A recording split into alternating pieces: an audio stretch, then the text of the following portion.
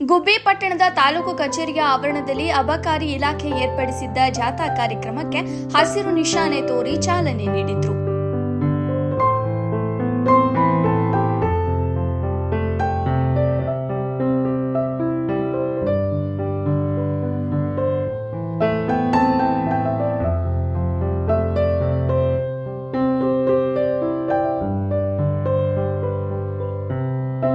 ನಂತರ ತಹಶೀಲ್ದಾರ್ ಆರತಿ ಬಿ ಮಾತನಾಡಿದ ಅವರು, ಜನರಲ್ಲಿನ ದುಶ್ಚಟಗಳನ್ನೇ ತಮ್ಮ ಜೋಳಿಗೆಯಲ್ಲಿ ಭಿಕ್ಷೆಯ ರೂಪದಲ್ಲಿ ಸಂಗ್ರಹಿಸಿ ವ್ಯಸನ ಮುಕ್ತ ಸಮಾಜ ನಿರ್ಮಾಣಕ್ಕೆ ಅವಿರತವಾಗಿ ಶ್ರಮಿಸಿದ ಇಂತಹ ಮಹಾನ್ ಯೋಗಿಗಳ ಆಗಸ್ಟ್ 1ರ ಜನ್ಮದಿನವನ್ನ ವ್ಯಸನ ಮುಕ್ತ ದಿನಾಚರಣೆಯನ್ನಾಗಿ ಹಲವು ವರ್ಷಗಳಿಂದ ಆಚರಿಸಲಾಗುತ್ತಿದೆ ಎಂದು ತಿಳಿಸಿದರು.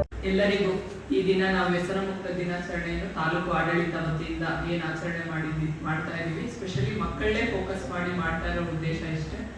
ಬೆಳೆಯೋ ಮಕ್ಕಳಲ್ಲಿ ಈ ಹವ್ಯಾಸ, ಚಟ ಮತ್ತೆ ಅಭ್ಯಾಸಗಳ ಬಗ್ಗೆ ಕ್ಲಿಯರ್ ಡಿಸ್ಟಿಂಕ್ಷನ್ ಇದ್ರೆ ನಾವ್ ಏನ್ ಮಾಡ್ಬೇಕು, ಮುಂದೆ ಏನ್ ಮಾಡಬಾರ್ದು ಅನ್ನೋದು ನಮಗೆ, ಮತ್ತೆ ನಮ್ಮ ತಂದೆ ತಾಯಿ, ನಮ್ಮ ಯಾರು ಗಾರ್ಡಿಯನ್ಸ್ ಇರ್ತಾರೆ, ಅಕ್ಕಪಕ್ಕದ ನೇಬರ್ಸ್ ಇರ್ತಾರೆ, ಅವರಲ್ಲಿ ಈಗ ನಮ್ಮ ದೇಶದಲ್ಲಿ ಸರ್ವೇ ಸಾಮಾನ್ಯ ನಾವೆಲ್ಲರೂ ನೋಡಿರ್ತೀವಿ, ಏನು ಈ ತರ ಈಗ ಸ್ಮೋಕಿಂಗ್ ಆಗಿರ್ಲಿ, ಡ್ರಿಂಕಿಂಗ್ ಆಗಿರ್ಲಿ, ಬಿಯಾಂಡ್ ಲಿಮಿಟ್ಸ್, ಚಟ ಅನ್ನೋದನ್ನು ಮಾತ್ರ ವ್ಯಸನ ಆದಾಗ ಮಾತ್ರ ಅದನ್ನ ಬಿಡಿ ಅಂತ ಹೇಳ್ತಾ ಇದ್ದಾರೆ ಅಷ್ಟೇ. ಸೊ ಇಂತ ಏನಿದೆ, ಇದರ ಪ್ರಯೋಜನ ಏನು, ಇದರಿಂದ ಆಗುವಂತ ಸಮಸ್ಯೆಗಳು ನಿಮ್ಗೂ ಗೊತ್ತು. ಒಂದು ಕುಟುಂಬದಲ್ಲಿ ಒಬ್ಬ ಹುಡುಗ ತಂದೆ ಇದ್ರೆ ಅವರು ಅಘಾತ ಆಗಿ ಸಪೋಸ್ ತೀರ್ಕೊಂಡಲ್ಲಿ ಆ ಫ್ಯಾಮಿಲಿ ಎಷ್ಟು ಫಿನಾನ್ಷಿಯಲಿ, ಎಕನಾಮಿಕಲಿ ಮತ್ತೆ ಸೋಷಿಯಲಿ ಸಫರ್ ಆಗುತ್ತೆ. ಅದರಿಂದ ಆ ಕುಟುಂಬನೇ ಸೊಸೈಟಿಯಲ್ಲಿ ಎಷ್ಟು ಕಷ್ಟಗಳು ಫೇಸ್ ಮಾಡಬೇಕು ಅಂತ ನಾವು ಆಲ್ಮೋಸ್ಟ್ ಎವ್ರಿ 1 in 10 ಅಲ್ಲಿ ನೋಡ್ತಾ ಇದ್ದೀವಿ. ಪ್ರತಿ 10 ಮನೆಗಳಲ್ಲಿ ಒಂದ್ ಮನೆಯಲ್ಲಿ ಸರ್ವೇ ಸಾಮಾನ್ಯ, ಹಳ್ಳಿಗಳಲ್ಲಾಗಿರ್ಲಿ ಸಿಟಿಯಲ್ಲಾಗಿರ್ಲಿ. ಸೊ ಆದ್ರಿಂದ ಅಟ್ಲೀಸ್ಟ್ ನೆಕ್ಸ್ಟ್ ಜನರೇಷನ್ಗೆ ಇದರ ಅರಿವಿರಬೇಕು ಅನ್ನೋ ದೃಷ್ಟಿಯಿಂದ ನಾವು ಫೋಕಸ್ ಮಾಡಿದ್ದು 18 ತುಂಬಿ ಈಗ ಏನು ಡಿಗ್ರಿ ಓದ್ತಾ ಇದ್ದಾರೆ ಆ ಮಕ್ಕಳನ್ನ.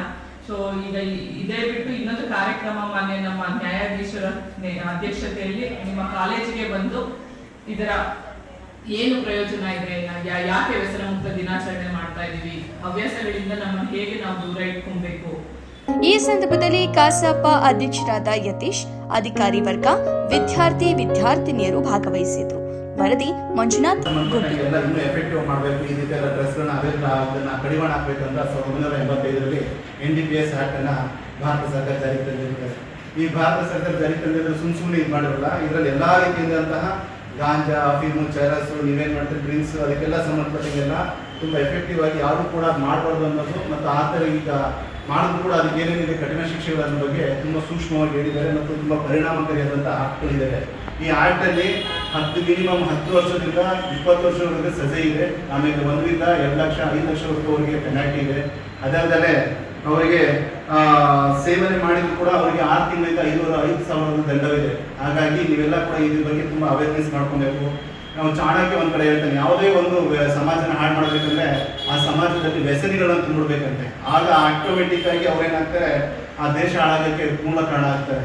ಇವೆಲ್ಲ ಮನಗಂಡಂತಹ ಭಾರತ ಸರ್ಕಾರ, ministry of health and welfare, family welfare ಅವರು ನಶಮುಕ್ತ ಭಾರತ ಅಂತ ಅನೇಕ ರೀತಿಯ ಕಾರ್ಯಕ್ರಮಗಳು ಮಾಡಿದ್ದಾರೆ.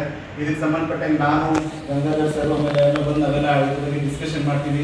ಇದ್ರ ಬಗ್ಗೆ ಪ್ರಾಜೆಕ್ಟ್ ಇದ್ರೆ ಅದ್ರ ಬಗ್ಗೆ ಡ್ರಗ್ಸಿಂಗ್ ಆಗಿ ಏನೇನು ಪ್ರಾಬ್ಲಮ್ ಆಗ್ತಾ ಇದ್ದಾರೆ, ಆ ಪ್ರಾಬ್ಲಮ್ ಇಂದ ಯಾವ ರೀತಿ ಅವ್ರು ಹೊರಬರಬೇಕು. ಸೆಕ್ಷನ್ ಆಕ್ಟ್ ಅಲ್ಲಿ ಬರೀ ಶಿಕ್ಷೆ ಬಗ್ಗೆ ಹೇಳಿಲ್ಲ, ನಿಮ್ಮ ಮುಂದಿನ ಅದರಲ್ಲಿ 64 ಅಲ್ಲಿ